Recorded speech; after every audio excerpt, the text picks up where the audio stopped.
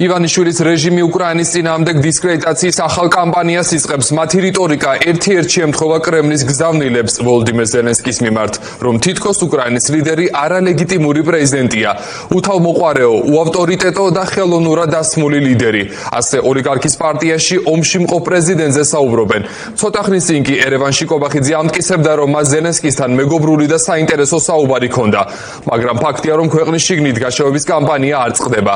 ამჯერად რიტორიკას ქმედებაც დაემატა რუსეთის დანაშაულისთვის სპეციალური ტრიბუნალის შექმნას მხარი საქართველომ არ დაუჭირა. სალომე ლაბაძე განაგზობს საუბარს პირდაპირ ეთერში. სალომე, გისმენთ.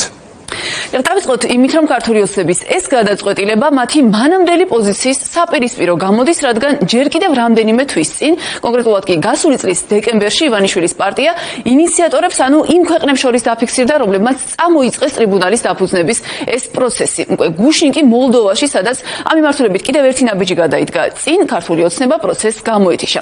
შესაბამის შეთანხმებას ხელი მაკა ბოჭორიშვილმა არ მოაწერა, რაც ანალიტიკოსების შეფასებით თავისთავად შეითვლებოდა მოვლენების უცნაურ არა ლოგიკურ განვითარებად, თუმცა კიდევ უფრო მოულოდნელს ქართული ოცნების ამ გადაწყვეტილებას ბევრისთვის ხდის ის ფაქტი, რომ ბოლო რამდენიმე კვირის განმავლობაში კიევმა ღიად გამოხატა ქართულ ოცნებასთან ურთიერთობის დაალაგების სურვილი. ეს პროცესი ვიცით, რომ დაიწყო ზელენსკის შეხვედრით ირაკლი კობახიძესთან და უნდა გაგრძელებულიყო გუშინ მოლდოვაში მაკა ბოჭორიშვილის შეხვედრით უკრაინის საგარეო საქმეთა მინისტრთან, თუმცა სწორედ ამ შეხვედრის წინ მაკა ბოჭორიშვილმა, როგორც უკვე გითხარით, ხელი არ მოაწერა იმ შეთანხმებას, რომელიც სწორედ უკრაინული ნაბიჯის გადადგმას გულისხმობდა და რომელიც ითვალისწინებდა იმას, რომ ჩამოყალიბდება ჰააგის ტრიბუნალი, რომელიც დაეხმარება უკრაინაში რუსეთის მიერ ჩადენილი დანაშაულებების გამოვლენას, გამოძიებას და დამნაშავეების დასჯას. ამიტომ ანალიტიკოსებისა და პოლიტიკოსების ნაწილი მიიჩნევს, რომ ქართული ოცნების ეს გუშინდელი მოქმედება არის სწორედ პასუხი კიევის ამ გზავნილზე ურთიერთობის დაალაგების შესახებ და იმის კიდევ ერთი გამოხატვა, რომ უკრაინის და ნებისმიერი სხვა დასავლელი აქტორის მცდელობა ქართულ ოცნებასთან გამონახონ საერთო ენა და სცადონ მასთან თანამშრომლობა არის ფუჭი მცდელობა, რადგან ივანიშვილი ისევ რჩება საქართველოში რუსეთის მომსახურე ძალის ლიდერად.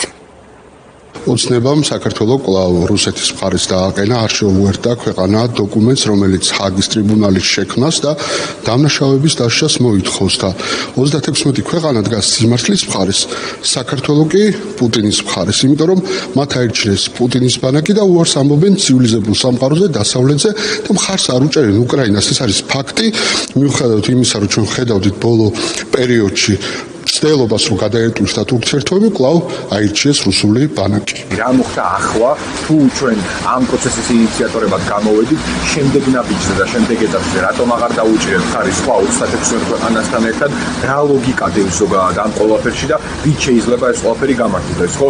იმას ქართული ოცნება ვეღარ იტყვის, რომ რაღაცა რუსეთი ზედმეტად გაძლიერდა.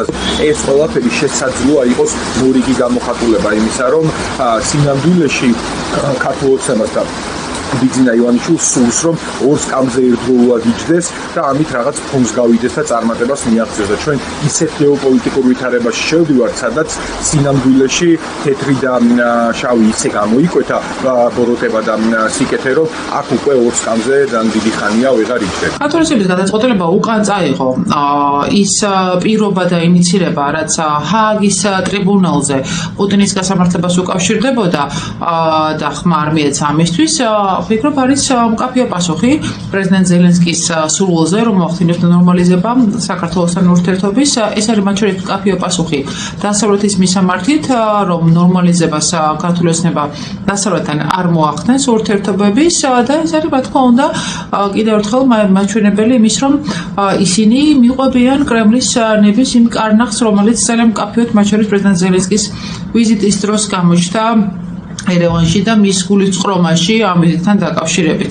შესაბამისად ეს კიდევ ერთხელ აჩვენებს, რომ არანაირი სუვერენიტეტის დამცველები ისინი არიან და მიუხედავად ანექსიის გაღრმავებისა ოკუპირებულ ცხინვალში ისინი დაყვებიან რუსეთის ნებას.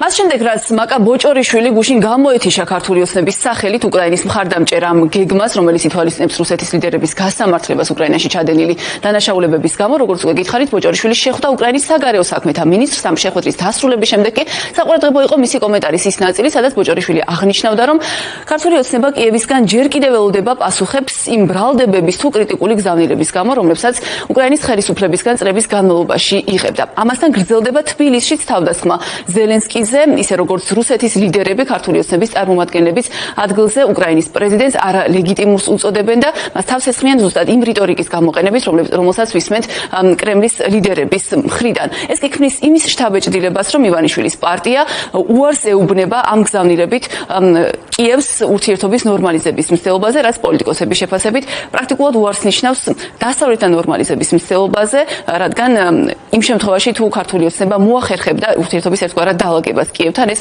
დასავლეთში კიევის გავლენის გათვალისწინებით მას შესაძლებლობას მისცემდა, რომ ნორმალიზება მოახერხებინა სხვა ევროპელ თუ ამერიკელ პარტნიორებთანაც, თუმცა ოცნების ბოლოდროინდელი მოქმედებები და მათ შორის პირველ რიგში მისი გუშინდელი გადაწყვეტილება გამოთიშოდა რუსეთის გასამართლების ამ პროცესს პოლიტიკოსების შეფასებით ნიშნავს იმის გამოხატვას, რომ ივანიშვილის პარტია ასეთი ნაბიჯების გადადგმისთვის მზად არ არის.